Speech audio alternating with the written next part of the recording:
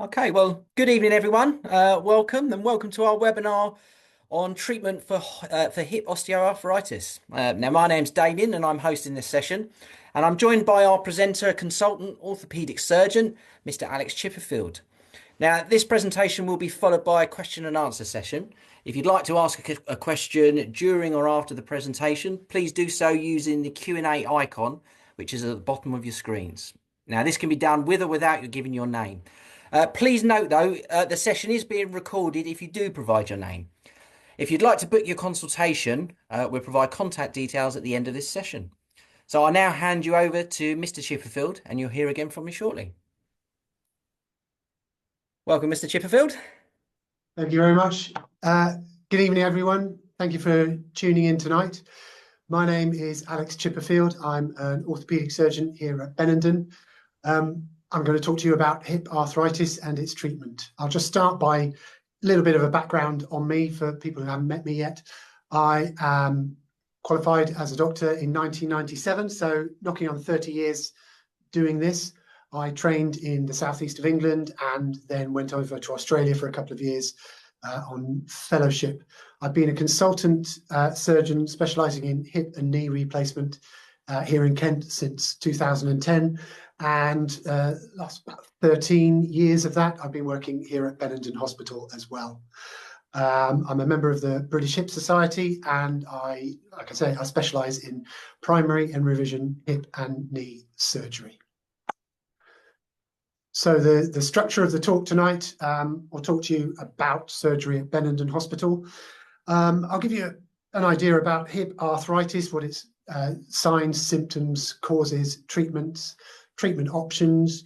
Then we'll talk a little bit about hip replacement surgery, the process and the recovery, and then a bit of a Q&A session at the end. If anyone has any questions during the talk that they type in, if they catch my eye, I'll do my best to answer them as we go along. So first, a little bit of a background of Benenden Hospital. We are a leading provider of hip replacement treatments in Kent, according to the Private Health Information Network. This hospital, if you ever visit it, you'll appreciate that it is a clean, modern, calm environment.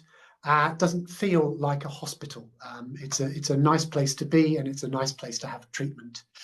There's a good group of people here. There's lots of experienced orthopedic consultants, but also the rest of the staff here are really good, experienced, kind and helpful as well, whether that's the physios on the ward or the admin staff or the nurses or the theatre team or the x-rays or the catering or the porters or admin, everyone, it's a nice place to be.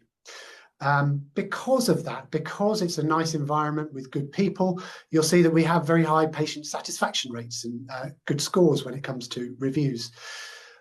We also have what's called a rapid recovery program, which is trying to make, although this is a nice place to be, we try and make your stay here as brief as possible. So we do everything that we can to get you up and about on, quickly and in and out of hospital as soon as we can. Got a question early on, anonymous question here, saying, I have severe left hip arthritis. I am 63 and I'm overweight with a BMI of about 45. Does this rule me out of an operation for hip replacement, or could this be a viable procedure? So the fact you have severe hip arthritis is a good thing as far as hip replacement surgery goes. Your age, 63, is slightly young for a hip replacement, but not out of the ordinary at all, and that wouldn't be a problem. The one thing that may well be an issue, or rather would probably limit the choice of where you would have your surgery, would be your BMI. For those of people that don't know, your BMI is the ratio of your weight related to your height. Essentially, the heavier you are, the higher your BMI will be. Most hospitals, in independent hospitals or those that are outside of the NHS, have a BMI limit that they impose on people who are coming for planned elective surgery. And the BMI limit for a place like Benenden is 40. So you, with your BMI of 45, you are slightly outside that limit. That doesn't mean that you can't come here get diagnosis, get treatment advice, and get support through a weight loss journey that might end up with you getting down to the level where you could have surgery here. So although it does limit you having surgery immediately, it doesn't rule it out altogether. I hope that answers that. Here's a rogues gallery. There are 5 of us here who perform hip replacements on a regular basis. There's me on the left and then a few of my colleagues there. We all work in the East Kent and East Kent region, a variety of both NHS and private practice. All of these guys are experienced surgeons who've performed a lot of hip replacements with very high levels of satisfaction. So it's not just about me. There are other people here who are just as good. So now moving on to the causes of hip arthritis. Well, there's a few associations of hip arthritis. So it tends to be associated with later life. The classical picture of a wear and tear or degenerative type problem where the joint surfaces slowly erode over time. So because of that, the older you are, the more worn things will get. Another point is so if you're putting more pressure through your joints, so the heavier you are or the higher demand activities you do, whether that be work or recreation, again, there is a higher chance of your joint wearing out. Injury is a big factor. If people have had significant injuries to a joint over their lifetime, or if they have an occupation that provides repetitive stress or strain through a particular area or joint, then you can get damage to a joint that way. There are other diseases that have an effect on joints, so whether that be infections or diseases such as rheumatoid arthritis, which are when the body's own immune system attacks joints. But to be honest, the commonest cause for a worn out hip or hip arthritis is family history or just bad luck. If you come from a long line of people with bad joints, then there's a high chance that you'll have that as well. What are the symptoms of hip arthritis? Well, it tends to start with pain. That's one of the first things that people notice. The hip joint is not where most people think it is. When people talk about when doctors talk about pain coming from a hip joint, it's very much in the front, in the groin. That's where the hip joint is located, and people with groin pain often mistake that. They think that's a muscular injury rather than a problem with the hip joint itself. Most people localize their hip to the side of their hip or to the buttock or the flank, and you can certainly feel pain emanating from a hip joint there, but typically it's right in the front in the groin. That pain has a habit of radiating as well. It can move around. It will be in the front, but it can radiate to the back. It can also radiate down the leg towards or also into the knee joint itself. It's unusual for pain coming from a hip joint to go far below the knee. If you're having pain in your leg that's radiating right down into your toes, then that could be a sign of a problem a little bit higher up, possibly with your back rather than with the hip joint itself. Other than pain, the other type of symptoms that you tend to get are related to loss of movement of the joint. So stiffness. In the early stages, that manifests itself in difficulty lifting your leg up to get in and out of a car or get on and off a bicycle. Difficulty getting down to your feet to cut your toenails or put on your shoes and socks or trousers. These kind of things, these are sort of small things that limit your daily activities that will slowly shrink your world. Initially, with the pain, that tends to be what we call functional pain, which is pain that comes on when you're moving or doing things.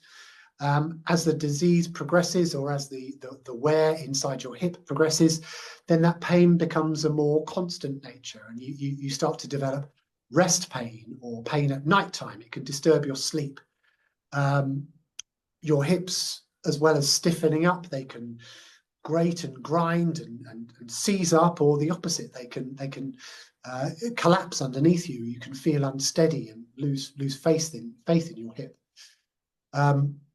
Because of restricted movement or restricted function, things can then progress. You can notice muscle wasting and weakness, loss of muscle bulk. Typically, you notice that in the big muscle that moves your hip around, which would be your buttocks. It's quite difficult to look at your own buttocks, but if someone looks at your behind, you might notice some wasting of the buttock, or you might notice a change in the fit of your trousers or that kind of thing, which may be an indication of early signs of muscle wasting. There's a couple of questions here. One of them is about the implants, talking about metal implants in the hip. Later on, one of the slides is about the type of implants that we use, so I'll discuss that at that stage. There's another question about someone who lives up in a flat up 25 steps. Is that an exclusive issue for surgery? No, it's not.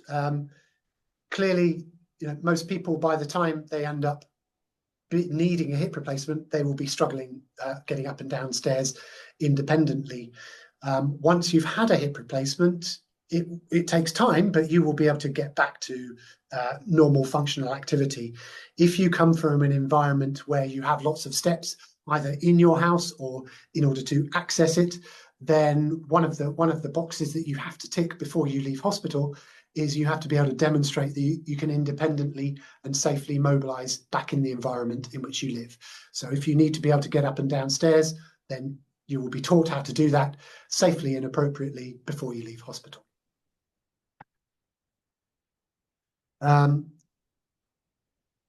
Before I talk about hip replacement, there are other treatment options available before things get bad enough to start considering surgical intervention. And essentially what those treatments are is ways to try and minimize the pain, try and allow you to live with a worn out hip. So pain relieving medications, whether those be simple painkillers that you can buy over the counter, either in tablets or gel form, or stronger prescription painkillers that you might get from your GP. There are also other methods of dealing with pain. So TENS machine, which are little electric shock machines, are very good. Heat and cold are very helpful too. You can try different ways of mobilizing, taking pressure off the hip by using different or cushioned footwear, avoiding high-heeled shoes that tend to overbalance you, using a stick, modifying your activities to not provoke and upset a worn-out joint. Physiotherapy can be helpful to try and preserve the movement that you have. It's difficult. It's physiotherapy to regain lost function, lost movement with an arthritic hip tends not to happen. It's more about preventing further loss and maintaining the strength and muscle bulk that you have remaining. It's difficult to regain what you've lost without any further treatment first. Slightly more invasive, we got a picture there of someone putting a needle into a hip joint, and quite a successful operation, successful procedure in the mild to moderate arthritis stages are pain-killing or anti-inflammatory injections directly into the hip joint. We tend to do those, I tend to do those in the operating theatre under X-ray guidance and also under anaesthetic. So it's not, it's not something that you do in an outpatient setting. It is a procedure that involves coming into hospital for the morning or the afternoon, but that can be quite good at giving some relief at fairly low cost, as in not a big thing to go through. If all of those methods have failed or become unacceptable, then I'm afraid we're looking at surgery. Essentially, the main operation for a worn-out hip joint is hip replacement. In other joints, there are other types of operations that you can do to clear out the joint or to realign them. With hips, with an arthritic hip, it's kind of all or nothing. It's hip replacement. Joint fusion is mentioned at the bottom there. In the 30 years that I've been in orthopedics, it's something that is less and less of an option. the only time I come across joint fusion for hip replacement for hip arthritis these days is people who've previously had fusions who then end up going on to have hip replacement surgery at a later stage, which is a whole different level of hip replacement rather than a standard implant. A question about TENS machines. Where do you place a TENS machine? Most TENS machines will come with instructions on where you place the adhesive pads. It tends to be a bit of trial and error as to where feels the best for you. Typically, people get the most benefit putting it at the front and side, or front and back, or the back and side of your hip. Clearly, if you're sitting down whilst using the TENS, then putting an implant an electrode at the front may get squashed or wrinkled with the sitting movement. So it tends to be something that you have to do while you're standing or lying down. But it's a question of trying the areas that you find the most benefit from. Some data about hip replacements in the UK. One thing, hip replacements are a very, very common operation. There's about 100,000 hip replacements that happen every year. So we do lots, and we do lots of them here. And I do lots of them here as well. I do hundreds of hip replacements every year and have done for decades. So it's a well-known, safe, common procedure. One thing that has changed post-pandemic with the stress and strain that's gone through the NHS and is still going on the NHS, we're now in a situation where the majority of hip replacement operations in the UK happen in private hospitals. So whether they are funded through the NHS, through insurance, or self-funded, there are more planned hip replacements that happen in the private sector than in the NHS, which is a good or a bad thing depending on which way you look at it. But it's certainly, it is a change that has happened over the last few years, and I don't see that being reversed anytime soon. Hip replacement is, like I say, it's a very common operation. It's a hugely successful operation as well. The impact on people's quality of life, the overall satisfaction rates are dramatic. The only operation that gives you more instant satisfaction compared to the risk-benefit ratio is cataract surgery. So hip replacement, second best operation that you can have. It's a great operation, works very well at giving you your life back, getting rid of your symptoms. It tends to be something that comes on later in life, but as I've touched on earlier, it's something that we're doing in younger and younger patients. The average age for surgery is late 60s, but when I started doing them, it was mid 70s. So the average age is coming down lower and lower. Age is a consideration, but it is not a limiting factor. Every now and again, I'll see someone who says that they've been told that they're too young or too old for a hip replacement. And generally, that's not the case. It tends to be whether or not your symptoms are bad enough and what your other treatments have been, whether or not it's appropriate for a hip replacement. And kind of touching on that, there's a question that's just come through. What's your opinion on running with a diagnosis of left hip mild to moderate degenerative changes? Would this progress the need to have a hip replacement age 49?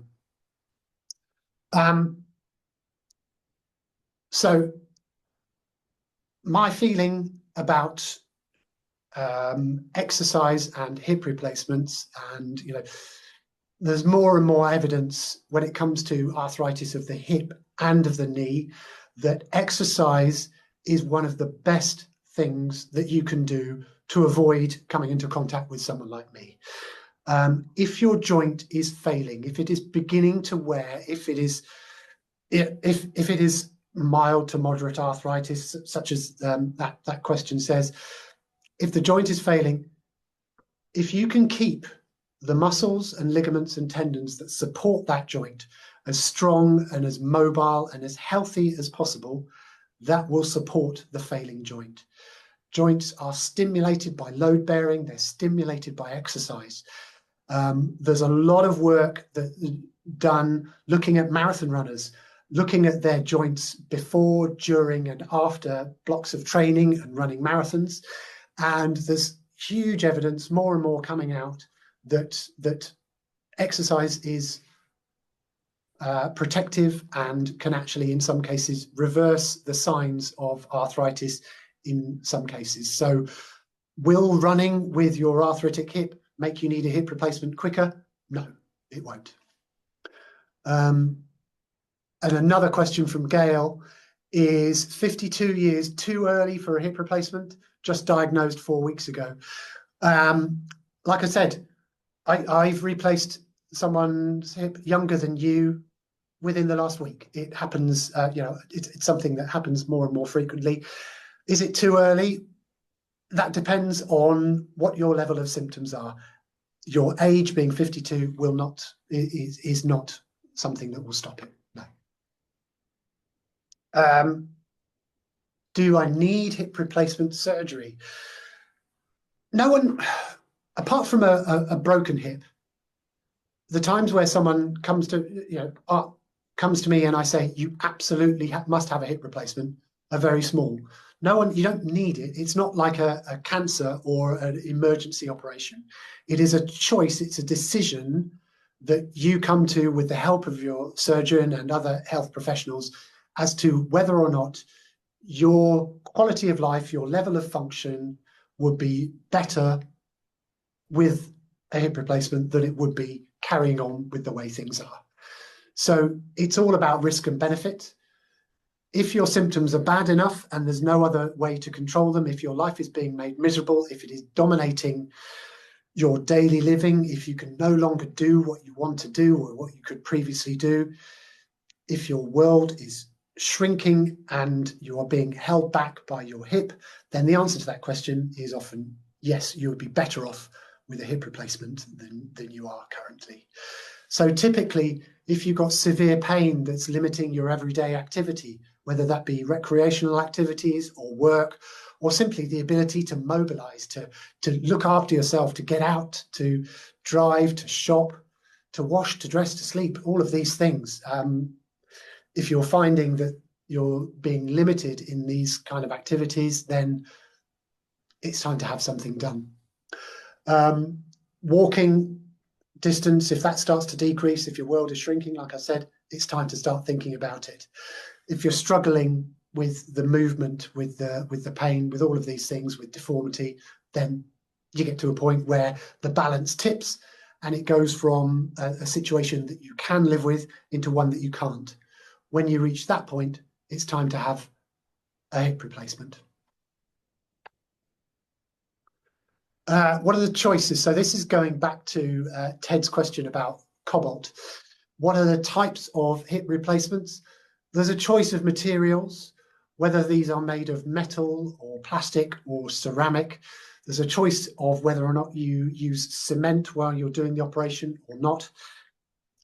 This slide, I could spend all evening and probably into next day as well talking about this. I could bore the socks off you talking about implants, different types, different bearing surfaces, that kind of thing. What Ted was asking about was cobalt implant side effects. So at a very simple level, the ball and the socket, those two things rub against each other. And you can decide, or your surgeon can decide, what you make the ball from and what you make the socket from. The problem with conventional hip replacements where you had a metal ball with a plastic socket was that eventually that metal ball will wear away that plastic socket. And 10, 15, 20, 30 years ago, the main reason why people's hip replacements failed was because they wore out. Those surfaces wore away, got eroded, and the plastic deteriorated, and as a result, you needed further surgery to redo everything. One of the solutions that people came up with to try and get hip replacements to last longer was to change those surfaces, change the bearings. And what they thought was that a metal ball is incredibly hard wearing. Why not have a metal socket as well? And then you've got two metal surfaces rubbing against each other, which in theory will last an incredibly long time. And the theory of that is true. A metal on metal hip replacement does last a very long time. The problem with some metal on metal hip replacements is that at a microscopic level, those surfaces do still start to wear, and you get debris that is produced. Now, when you've got a metal ball and a plastic socket, the debris that's produced is plastic, and that plastic is an inert substance that has no effect on your body or your health. What people found is with the metal debris, and particularly cobalt and chromium, those are the two types of metal that most metal on metal hip replacements started to produce. Those metal debris, those metal ions, could be poisonous. They could cause quite significant damage to the soft tissues around the hip and also further afield to make people feel unwell.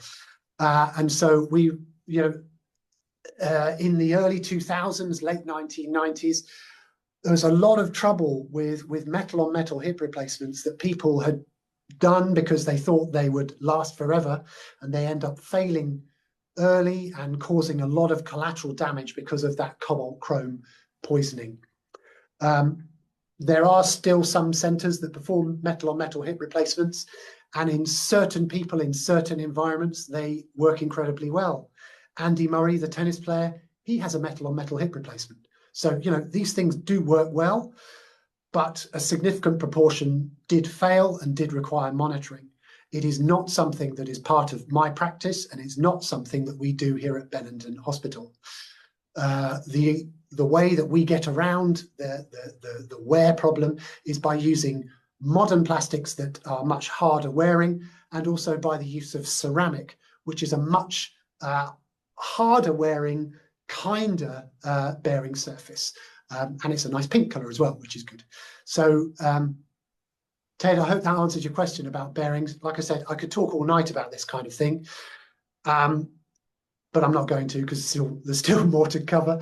But what I will say is that modern hip replacements, the wear problem, although not completely solved, is much less than it was. These things now last for decades and decades. And the main reason why people might end up needing further surgery on a hip replacement is no longer because they wear out. That problem is essentially solved. When we talk about choosing a different bearing for you or a different fixation method, that is a discussion on an individual basis that you would have during your consultation with me or whoever you come and see here.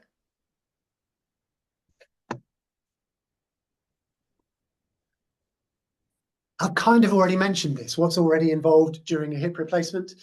Well, it's an operation. There's no getting away from that. And that operation, typically in a normal person, lasts somewhere between an hour and an hour and a half. There's a question on the screen saying, is surgery always via epidural? And if so, what's the benefit of this? About 90% of the hip replacements we perform here are done by what's called a spinal anaesthetic, which is an injection into your back. On top of that, you also have sedation. So people worry that when they're going to have a spinal anaesthetic, it means that the top half of them will be wide awake and they will hear or see or feel or smell whatever's going on in the operating theatre. By all means, if you want to be wide awake, you can be. Most people choose to have sedation on top, so you won't be awake, you won't be fast asleep either. You'll be in a sort of a happy grey area where you really don't realise what's going on. You'll have no memory or sensation of the events at all. The advantage, the benefit of a spinal anaesthetic is that there are less powerful drugs that go through your system during and after the surgery. This means that you'll have less of a hangover from the anaesthetic, less sickness, less constipation, less nausea. Most people with a spinal anaesthetic tend to be able to get up and about much more quickly. And the spinal anaesthetic has a longer lasting pain relieving function than a general anaesthetic as well. So it's a good anaesthetic with less hangover, more pain relief. It's safer and it allows you to get up and about a bit more quickly. So if I was having my hip replaced, I would have a spinal anaesthetic when I was having it done, but I'd also have sedation. What else is involved? Most people are in hospital for 1 or 2 nights following the surgery. The question about the stairs, we'll go back to that as well. You know, what determines whether when the time is right for you to go home is when you feel you can cope in that environment. Some people feel fine the next day and they've ticked all the boxes with the physios and the nurses and the x-rays and the blood tests and everything is fine. If you're ready to go home the next day, you can. Average length of stay here at Benenden is 2 nights in, but everyone is a little bit different. Here's some pictures. 3 hip replacements. Hopefully none of you will end up having 3 hip replacements. A pair of hip replacements on the right there. Those are well, they're called hybrid hip replacements. So the stems on both sides have been cemented. The sockets on both sides have not been cemented. The single hip replacement on the right-hand side is an uncemented hip replacement where neither the stem nor the socket have been cemented in. Both of those, the one on the left is called an Exeter hip, the one on the right is called a Karai hip. Those are both incredibly long-lasting, hard-wearing hip replacements that look like they've been done very well and should last for decades.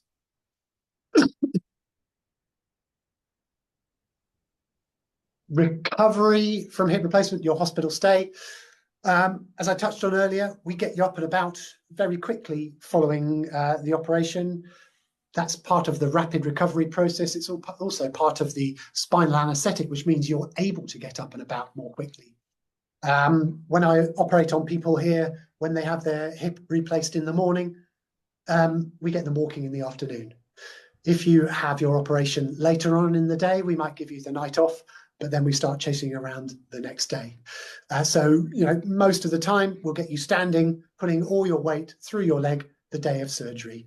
Even if it's just to stand or take a few steps, that means the next day when the physios really start cracking the whip, you'll already have the confidence, you'll already know that you can stand on it and get going. It is a big operation. It does involve, it's an invasive procedure. You will get bleeding and bruising and swelling after this operation. Initially, that bruising and swelling will be around the hip joint itself. What happens over time with gravity, if you're spending more time up and about on your feet, you may well find that that swelling will sink down your leg. So it's quite common for people to get a bit of swelling that tracks down into their thigh and knee and lower down as well as the days and weeks go by. That's completely normal and it resolves. So initial discomfort and swelling. Physiotherapy has 2 aims really. The first is to show you how to get up and about, how to move and transfer safely in the early stages while your hip is healing and strengthening. And then the second phase is guiding your rehabilitation, strengthening your muscles, getting things going again. Like I said, average hospital stay, 1 or 2 nights. And it says back to normality within 6 weeks. Most people are back doing most things at that stage, but I'm a bit of a pessimist at this point. I tell people, if you're planning on having a hip replacement, don't make any big plans for the first 3 months afterwards. In some parts of your recovery will be very rapid. Your pain relief will be very quick. Your mobility will bounce back pretty quickly. But there may well be other parts to your rehabilitation and recovery that take time. You need time to heal from this. So give yourself that time. Don't put yourself under too much pressure, committing to things too soon in your recovery process. You go home when you're safe to do so. When you go home, you'll have a pair of crutches that you will get rid of as you feel comfortable over the days and weeks ahead. You'll be shown how to safely navigate the environment that you go back to. You'll also be given a little grabby thing so you can avoid bending down and picking things up. And you'll also be given a very good toilet seat raise that old people have. You'll be able to get rid of that pretty quickly, but it's just in the early stages to stop you bending your hip too much when you're sitting on the loo. Everyone's healing journey is different. So giving you milestones at 2 weeks and 6 weeks and 3 months, in a way is helpful because you know what to expect, but also it's difficult because everyone is different. Yeah, I've known people who are driving after 2 weeks and other people who aren't driving until 3 months. Some people get quite a lot of bruising, other people barely notice it. Some people get rid of their crutches immediately, other people it takes time. So, all of this stuff, don't beat yourself up about reaching a certain milestone at a certain time. The healing process is a gradual one. And as long as you are improving and making a steady progress, your recovery will be unique to you. What a lot of people find is that in the early stages, after their hip replacement, if they're worried about something, there'll always be someone particularly unhelpful who will pop their head up saying, I had my hip replaced X number of weeks ago, and I was already doing this, that, and the other at your stage. These people are not very helpful. Everyone's journey is unique. Don't listen to them, just listen to yourself and me when you come back and talk to me, and I reassure you that everything is okay. Life after hip replacement. Most people who have their hips replaced, like I said, they're delighted with it. It's brilliant for getting rid of the pain, and it gets rid of the pain very quickly. Most people get back to most activities, including sporting activities as well. There was a runner earlier. Oh, and I've just spotted there's something about a marathon runner in the questions coming up. I've got many patients who are sportsmen and sportswomen, do a lot of sports, a lot of swimming, a lot of cycling, a lot of running, and the majority of them get back to it as well. Now, I personally, my advice is that having a hip replacement should not be an excuse to try and get your marathon PB or embark on an ultra marathon career. People following hip replacements can run for pleasure, park runs, 10Ks. I had a patient who I replaced both of his hips last year, who's back to running half marathons because he had some unfinished business before his hip replacement. Yes, absolutely. Do run, do what feels comfortable, what feels right for you. But you do need to remember that it is an artificial joint. You do need to look after it to a degree. So be sensible, be safe, choose your activities wisely. But yes, you will get back to the ability to do certain sporting activities, maybe not at the level you were doing as a younger person before the hip arthritis took hold, but certainly enough to be able to enjoy what you want to do now. Precautions to avoid dislocation. There's a big list of do's and don'ts in the early stages while things are healing up, and some people get quite hung up on these. The early stages about not bending too far, not lying on one side or the other, not indulging in certain activities for a certain period of time. In a way, these are helpful because they allow the hip time to knit together, heal and strengthen, but they can, people can get quite fixated on them as well. Essentially, my advice in the early stages is try and stick with that advice, try and do what you're told. If you're finding things intolerable or unbearable, sticking to those quite rigid regimes, the general advice is if you're doing something and it feels all right when you're doing it, the chances are you're not going to come to any harm. You won't cause any damage to a new hip replacement without plenty of warning beforehand. So as long as you listen to your own body, you're going to be okay.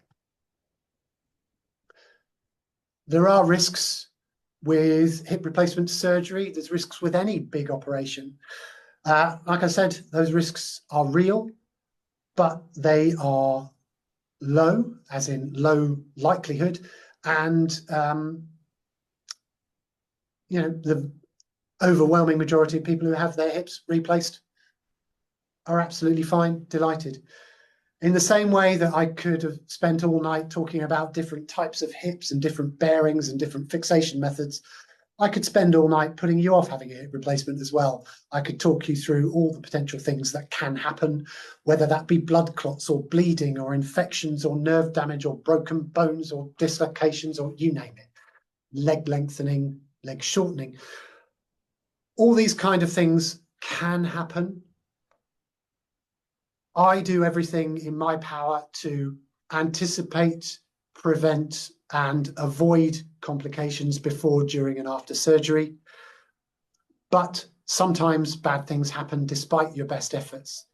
In those cases where bad things happen, we do everything that we can to reverse them, to avoid them, and to make things good again. But ultimately, nothing in this life is 100% guaranteed. And sometimes there are people out there, everyone has patients whose hip replacement hasn't turned out the way that either the surgeon or the person who's had it has wanted. So there's never a 100% guarantee, but the overwhelming majority of people who've had them are better off with them than without them. Deciding whether or not to have a hip replacement is a difficult thing to do. There's loads and loads of different resources out there, whether that's just talking to people that you know, talking to people like me face to face, going on the internet, looking at support groups, looking at this kind of presentation or other things from other hospitals that maybe not be quite as good as this, but there'll be some information out there. Looking at choosing your surgeon, choosing your hospital, choosing your surgeon.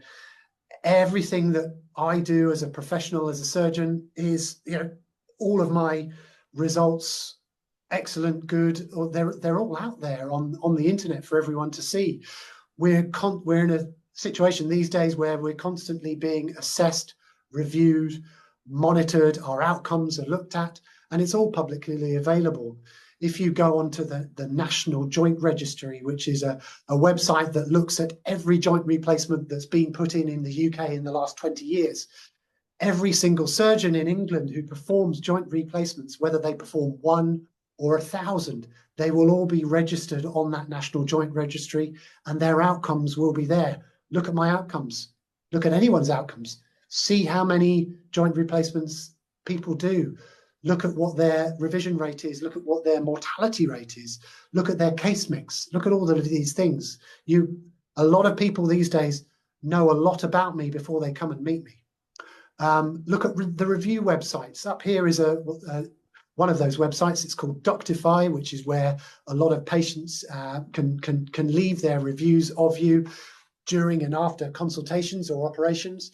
Again, it gives you an idea of how many people these doctors see and what kind of satisfaction rates they give. I'm quite proud of my score. 4.99 is pretty good. Hundreds of reviews on there for people to look at.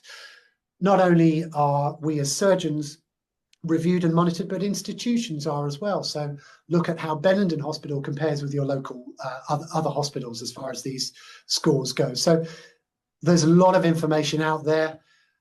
I would go for independent reviews rather than surgeons blowing their own trumpets. There are a lot of people with their own websites who will sell themselves in one way or another. But there's a lot of objective, independent data out there as well, which you can look at and make decisions based on that. Come and say hello, see if you like the look of me or not. This talk may have put you off. Who knows? Like I said, if it's put you off me, there's 4 or 5 others here that might be your cup of tea instead. That's me done, sorry. So the question and answer session, let's have a look at what we've got here. Damien, you've been sat in silence while I've been doing all the talking. No, absolutely. And no, thank you. That was a great presentation. Very informative, especially about Andy Murray, actually. That was one thing I hadn't known. I probably shouldn't have mentioned that. It's probably I didn't know. Yeah. It's common knowledge. Yeah, no, okay, no, thank you. Well, we've actually got a few here relating to posterior or anterior. I just wondered if maybe you could chat about what your preference is, or does it change for the patient? There's a few questions relating to that, so we could Okay. hit three in one there. Yeah, no problem. So when people talk about anterior hip replacement, posterior hip replacement, posterolateral, anterolateral, direct anterior, um, minimally invasive. There's what they're talking about there is the way that you get into someone's hip in order to do a hip replacement. Your hip is surrounded by soft tissue, muscles, ligaments, and tendons. The trick with a hip replacement is to get in to be able to take out the old hip, put in a new one, causing the least amount of damage to the surrounding soft tissues because you need that soft tissue, you need those muscles, you need those ligaments to support the hip and move it afterwards. There's no point doing an operation that destroys everything around the joint. So there are lots of different ways to get into someone's hip, and each of those approaches, each of those ways to get into the hip has advantages, has disadvantages. And each surgeon you meet, there are 5 surgeons on that slide earlier. Of those 5 surgeons, 2 of them use anterolateral approach, 3 of them use posterior approach. Most people, most hip surgeons, if you go to the British Hip Society, if you look at people that do high volume hip replacement surgery, most hip replacements are done through a posterior approach or a variation on that. And that is the go-to approach that I use when I'm performing a hip replacement. The reason I use that is exactly that. It gives you that best combination of access to allow you to visualize the joint, put it in properly, with the least amount of damage to the soft tissues to allow your function to be as good as possible. Anterior approach is I keep saying it's a new kid on the block, but it's not really. The anterior approach to a hip has been around for decades, but the popularity of anterior approach to do a hip replacement has really only taken off in the last 10, 15 years, slightly more. And it's been mainly driven by the surgeons in America. There are potential advantages of anterior approach replacement in that in the early days following a hip replacement, so within the first week to 10 days, you are able to do things more quickly. What that means in a competitive environment such as an American healthcare system, surgeons who use an anterior approach can post videos on their own websites of patients walking without crutches after a week, and they can sell themselves as a fantastic hip replacement surgeon. So it's a very good marketing technique. And there's no doubt that anterior approach hip replacement in the early days gives you a bit of a head start. When you see people a month or 6 weeks into the line, that head start has gone. I trained in anterior hip replacement surgery when I was out in Australia and performed quite a lot when I was out there as well. And like I said, in the early stages, it was good. In the later stages, it made no difference. And the problem that I found with anterior approach hip replacement is that the other side of the coin, so the access, the visualization, the way, the ease of putting in a hip replacement through the anterior approach, it's more difficult. There are more potential pitfalls. There's more chance of intraoperative problems, bleeding, nerve damage, broken bones. In my book, in my opinion, there are no lasting advantages of anterior approach surgery and only disadvantages. So it's not something that we do here at Benenden. It's not something that I do in my practice. I tried it and I didn't see the benefit of it for patients in the longer term. So there you go. That's something else I could witter on for ages, but that's the... No, thank you. Very informative. Now I know you that you clocked Terry's question a little earlier. So Terry's 66 and a lifelong marathon runner and gym goer. Now in well, what seems like quite severe pain. He doesn't run, continues with the gym, but he has very limited range of motion and movement. So the radiologist described via X-ray that his hip is moderate and not severe. However, I think he feels very differently. What are your And thoughts on that, that one?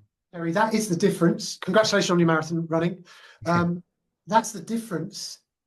Um, a lot of people come and they say that they've been told that they have mild or moderate or severe arthritis.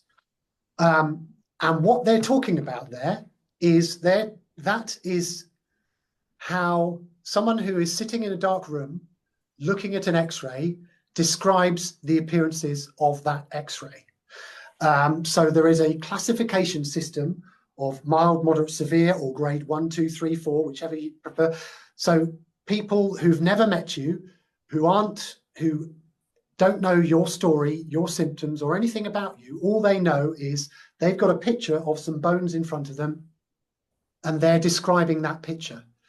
So what they're not looking at is the effect that the arthritis in your hip is having on your life. You are describing arthritis that's having a severe impact on your life. So an X-ray doesn't tell me whether or not it's time for you to have your hip replaced. An X-ray will tell me whether or not you've got arthritis, how severe it is, whether it's time to have something done about it. That is what you tell me by describing your symptoms and by me looking at your function and how your life is being affected by your arthritic hip. So that description of mild, moderate, severe is a radiological diagnostic criteria rather than a judgment on how bad your hip is. So if you're struggling with what's being called moderate arthritis, it's not because you're a wimp. It's because when they're talking about moderate arthritis, they're talking about a radiological scale rather than the impact it's having on your life. Sounds to me like you need to keep doing. Come and have a chat. Beautifully put. Yeah, thank you. Thank you, Mr. Chipfield. So Mary's asking, who's 77, she's recently recovered from cervical cancer, which included radiotherapy and brachytherapy treatment. How soon after these treatments is it safe to have a hip replacement? Um, Basically, after a big intervention like that and a big, I mean, obviously you may well have had surgery on top of that as well. Um, if you're going into a planned operation, you need to be feeling good, feeling healthy, feeling strong. You need to have recharged your batteries. You need to, have enough reserves to go through another big life event, another big trauma. My advice to people is give yourself a good 6 months, if you can, between big operations. If you're 6 months down the line, if you're feeling good and healthy and strong again, then it's time.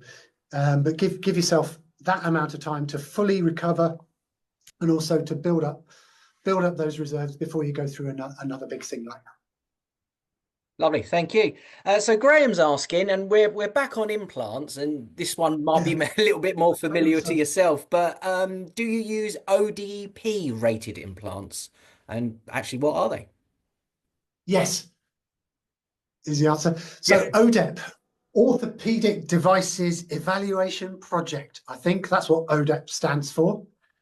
So what that is, so when it comes to joint replacements, whether you're talking about hips, knees, shoulders, ankles, wrists, whatever, there are lots of different manufacturers out there, and each of those manufacturers make different models and types of replacements.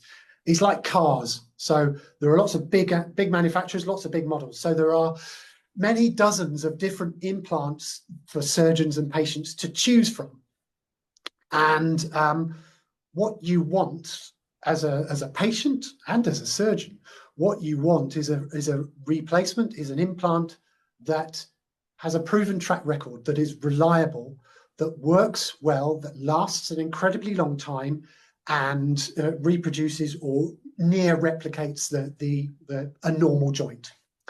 One of the ways that they look at how implants function and whether or not they work and last is the National Joint Registry, which I spoke about before. The other thing that manufacturers have to satisfy is their ODEP rating. So an ODEP rating is a manufacturing assessment looking at how good these implants are, how long they last for. ODEP ratings come in different, they have different numbers. So you will have an ODEP 3 or an ODEP 5 or an ODEP 7 or an ODEP 10 or an ODEP 15 rated implant. And the number next to them indicates the number of years that these things can reliably last for as a minimum. So a hip replacement that's been around for many years and lasts a long time will be ODEP 15 or above. If you've got a new implant that's brand new, that's just on the market, it may have an ODEP 1 or an ODEP 3 or 5 year rating, depending on how long they've been for. It's not saying that these only last that period of time. It's just that those things only have a certain amount of history, track record, because they've only been around for long enough. At Benenden, we have a policy that we don't use implants that have less than an ODEP 10A rating. So we need implants that have got a proven track record. And so, yes, we do them. All of our implants are 10 or above on the ODEP rating. What do we use? The commonest hip replacements that we use here are something called a Karai hip replacement, which is made by Dupuis, Johnson & Johnson, or a taper lock hip replacement that is made by Zimmer Biomet. Those are the two main hip replacements that we use. We do use a couple of others in certain circumstances. A meta hip or a C-stem are the other ones that we use. The majority of hips that we do here are either Karai or taper lock. So there you go. So Lovely, yes, Graham. Thank you. You might be able to interpret this one. You might have had this before, but Graham also asks if he can travel home in a car where his knees would be higher than his hips. Maybe what he's kind got of a car is sports that? car. Yeah, I wouldn't recommend trying to squeeze yourself into a convertible MG or something like that on the way home. Most cars, you can sit in the back seat and you can stretch your leg out, or you can sit in the front seat and ratchet the chair all the way back. So it's unusual to be in a position where your knee is higher than your hip in a car. I wouldn't recommend being shoehorned into the front of a sports car. It may be that you ask a friend to drive you home rather than that. We at Benenden, one of the nice things about being here is it's peaceful, calm, and quiet. The bad thing about that is that it is in the middle of nowhere, so there will be travel involved coming to and from here. Everyone who has a hip replacement, not everyone who has a hip replacement here is within walking distance. Lots of people get cars, taxis home. You don't need to be lying on a stretcher in the back of an ambulance to come home. Most normal cars will be fine. Absolutely.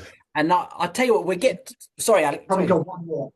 Yeah, absolutely. And perhaps maybe we'll Okay. we'll revert back to an anonymous question here and see what your memory is on that statistic. What is the success rate for the operation? Can the operation fail and result in a worse situation than before? The success rate depends how you manage. It depends how you measure success. If you're looking at patient satisfaction, you're looking at high 90s%, as in, are you better after a hip replacement than before? So that's how I would measure success. Do you feel better than you did before you had your operation? Overwhelming majority, 97, 98%, 99%. The answer to that question is yes. Can the operation fail? Yes, it can. Can it result in a worse situation than before the operation? Yes, it can. But the chances of that are very rare. So I do hip replacements. I do hundreds of hip replacements every year, and I have done for the last 27 years. I've done tens of thousands of hip replacement operations in that time. I'd say of those thousands and thousands of people I've operated on, there will be some who wish they'd never had their operation. But off the top of my head, I can count that number on one hand. It is very small. It's single digits. It's a very, very low percentage, less than .0% of people being worse off. But yeah, it can happen. Okay, thank you, Mr. Chipperfield, and thank you, everyone. I'm sorry we couldn't answer all those questions. Sorry. I don't mean to end on a downer like that. It is a really good operation.